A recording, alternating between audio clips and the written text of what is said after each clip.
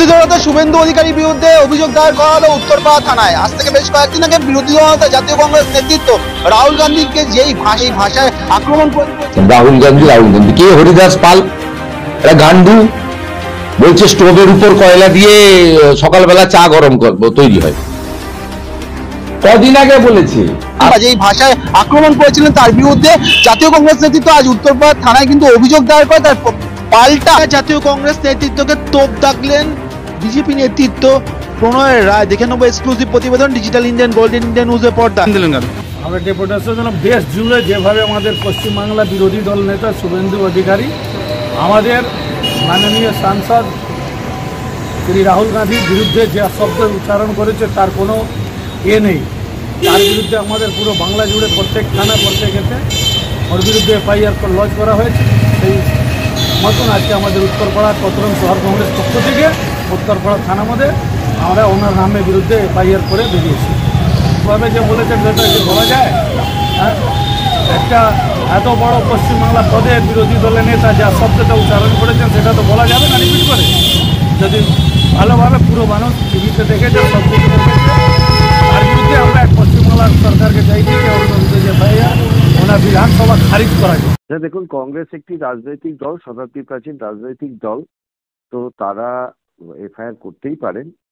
কিন্তু বিরোধী দলনেতা তো ছেড়ে দিন, কংগ্রেসের নেতারা কংগ্রেসের নেতাদের সম্পর্কে কি বলছেন।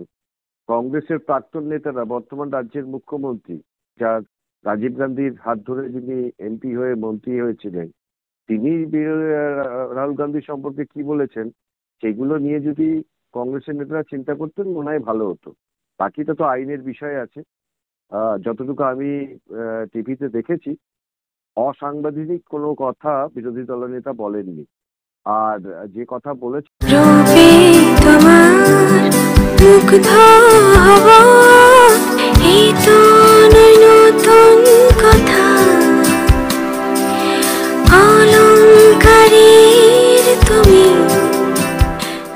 Chowdhury gold and diamond, opposite Uttarpara police station, তাতে এত সম্মানহানিরও কিছু হওয়ার নেই।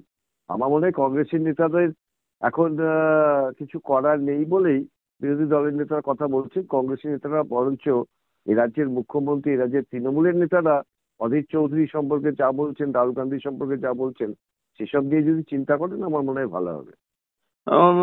কংগ্রেসের নেতারা বলছেন যে যে ভাষা বিরোধী দলনেতা ব্যবহার করছেন, এর আগেও একজন বিরোধী দলনেতা ছিলেন, তিনি তো এরকম কোনোদিন ভাষা ব্যবহার করেনি বা তাকে এইরকম ব্যবহার করতে হয়নি ভাষা। কি বলবেন?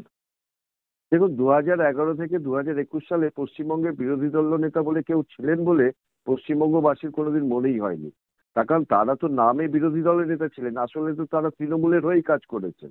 তো খুব স্বাভাবিকভাবেই তখন বিরোধী দলনেতা কে ছিলেন জিজ্ঞাসা করুন, পশ্চিমবঙ্গের মানুষকে অনেকেই বলতে পারবেন না। তার কারণ তারা তো কোনোদিন রাস্তাতেই ছিলেন না, তারা তো বিরোধিতাই করেননি কোনো। মা শারদা হাসপাতাল হুগলি জেলার অন্যতম সেরা হাসপাতাল। এখানে সুলভে ডায়ালিসিস, এক্স-রে, প্যাথোলজি, সমস্ত রকম রক্ত পরীক্ষা, ইউএসজি, সিটি স্ক্যান করা হয়। এছাড়াও এখানে শিশু বিভাগ থেকে শুরু করে মহিলা এবং সমস্ত রোগীদের বিশেষজ্ঞ চিকিৎসক দিয়ে চিকিৎসা করানো হয়। এখানে মেজর এবং মাইনর ওটি করা হয়।